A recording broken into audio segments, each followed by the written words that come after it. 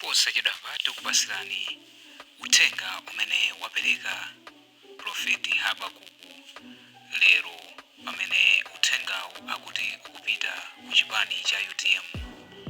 Prophet Habakuku wina aliyense akumudziwa paja iyeyo amatchuka ndi zauneneri komanso nduja a Prophet Shepherd Buchiri anampasa 6 million ndipo lero iyeyo wabwera ndi kalata yopita kwa Mary Chilima. Ndilandireni Prophet Habakuku pakukulimbikitsani nonse a UTM musaope. Tikupempherera Mai Saulos Chilima, Fredo, Mai Patricia Kaliati ndi amene awasatira anthu atatu kuti asaime chaka cha 2025 pa president, asakhale wina amene walowa UTM posachedwa pa asinena kuti ine ndisakhala president. Ayi awowo muwakane. Tikulemekeza Mai Patricia Kaliati akukwana ndithu. Ndimapempha chipani cha UTM kuti mugwirizane, mpange mugwirizano ndi a Prophet Mbewe amene nawonsa kufuna kuyima president. Mulumikizane kumeneko, muona ukulu wa Mulungu, muona chisomo cha Mulungu, muona zozizwa za Mulungu, mukaphatikiza munene kuti iwe Prophet Mbewe mwina uzakhala vice, Mai Patricia Kaliati akhale president, Fredo akhale a general secretary, ena akhale a treasurer. Muona chipani cha UTM chikuti pasogolo, mpange alliance ndi chipani chimene sinayambe chaima u president kwa a Prophet Mbewe. Na wonso alumikizike olo ndi ena amene mwafuna, koma enawa ayi takana.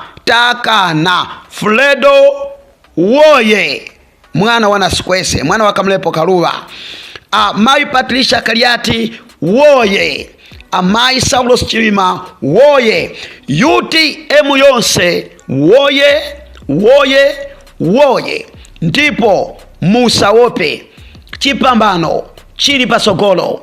Malawi wasopano akubwela, sogolo lowala la sopano likubwela. Mudima watawakale, pamene pali kuunika mudima umatawa. Ndipo Exodo 14:14 Mulungu asakumenyera nkhondo muli chete. Iwe Mama Kaliati, kakasalu muchiuno wambusie wanthu. Iwe Fredo, kakasalu muchiuno wambusie wanthu. Mai Saulos Chilima, kakasalu muchiuno wambusie wanthu. Prophet Mbewe, kakasalu muchiuno mwambusie wanthu kumba Malawi ya kuwala, sogolo la kuwala. Jeremiah 29:11 Mulungu alinawo malingalo abwino pa miyoyo yanu, malingalo asogolo ndi chiyembekezo. Mai Patricia Kaliati woyo, Fredo woye. Ndikufuna ndikusimikizani nonse amalawi, ine ndine Stanford Sinyangwe. Ndikupempherera UTM ipite pasogolo. Mai Patricia Kaliati, Mary Chilima, Fredo awa atakukhala woyimira pa president. Osati Mary Chilima akhale vice I akukwana pa president weniweni chifukwa anali ndi Chilima. Mutu wa nyumba amamuphunzitsa nzeru zonse a Chilima amene anali ndithu ndi luso loti anyamata atukuke. Apopo Patricia Kaliati na yenso akhala akugwira ndi Chilima ku UTM atakukhala a president. Olo musankhe Mai Patricia Kaliati akhale a president, then Mary Chilima akhale vice president, Fredo akhale general secretary, treasurer akhalepo. Osati amene alowa posachedwa chipani cha UTMI.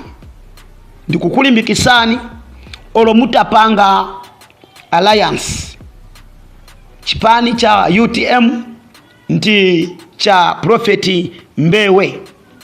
A Prophet Mbewe, Mai Kaliati, Mere Chilima ndi Fredo nditu mugawane maudindo amenewa. Cholinga chatu kufuna sogolo liwale, Malawi akhale wasopano, zochitika zikhale zasopano, zisinthe.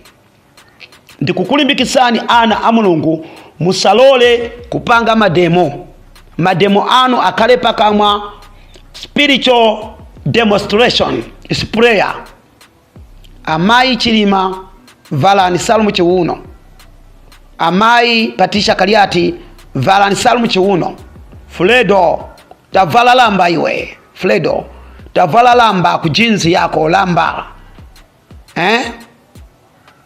A Prophet Mbewe valani zilimbe. Amene ndikukuchulani muta kusogolera Malawi. Ine ndikunena pano ndine Prophet Habakuku, ndine mtumiki wa Mulungu, ndimapemphera mpingo wa Pentecost Assembly of Malawi. I pray for you. Mayi Patricia Kaliati akayamba kuyankhula ndi chimbamba.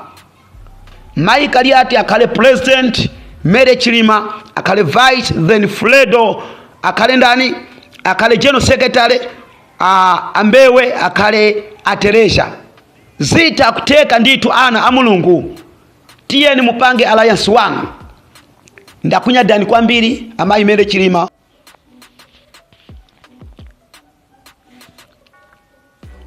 Ndirandireni pa TikTok yanga. Mundirandire. Maria Sadia ni mampasa mulalo ndi mumkonda ndi Beauty World. Beauty World International pamosi ni mainya uyu ni ma Beauty World. Oh my God. Mariamu tabwela iwe, Mariamu tabwela iwe, tikasame kunyanja iwe, tikasame kunyanja iwe Mariamu.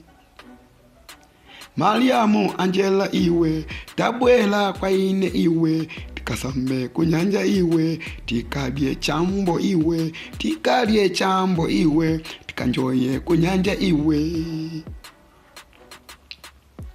Mariamu chibyute iwe, Mariamu chibyute iwe, kukongola ngati mungelo, tabwela kwa ine iwe, tikasambe kunyanja iwe, tikanjoye kumwa, tikanjoye kunyanja iwe.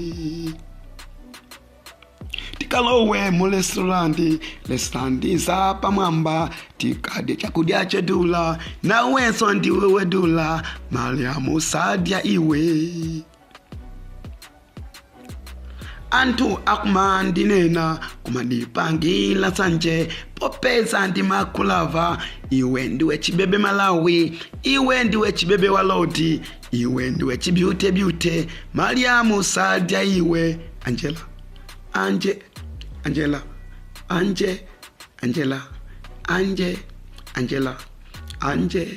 Angela Beauty Walodi, Angela Mariam Angela Beauty.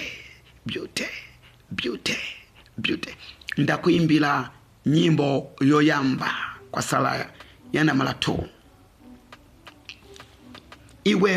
Iwe Mariam Sadia, wapika chani kodi, adadi ndapika mpunga. Wapika mpunga ndiwo zanji, adadi ndiwo za nyama ya nkuku. Mami bwelesa pa tebulo, ndikapemphera kwa Jehova, ndidye chimene wandipikira mami. Okay daddy, ndabwelesa, sima ndayika kali mfudu woma, sina zizile, yapya kale. Ndi amene akunena, ndi Mariam Sadia, andipikira inde dadi wake, shima. Andipikira nsima osati mpungai, koma ine nimafuna mpunga. Pakuti ndi Mariam Sadia, ngakali nimafuna mpunga, pakuti ndiye wapika chibyute, ndidi ya nsima ya mweyo, ndiwo ya nkuku, wandikira pa tebulo, akuti karibu dadi uzidya, ndakondwera ndadi ya nsima ya mami Mariam Sadia. Zimene zotu ndizimene wayankhula Prophet Habakuku lero, makamaka kuwalimbikitsa atsogoleri a UTM, akuti asalole kuti upresident kapena utsogoleri apereke kwa anthu amene angolowa chipani kumene, ndipo mukufotokoza kwake akuti zingachite bwino atati Patricia Kaliati akhale president ndipo vice wake akhale Mere Chilima, pakuti akuziwa bwino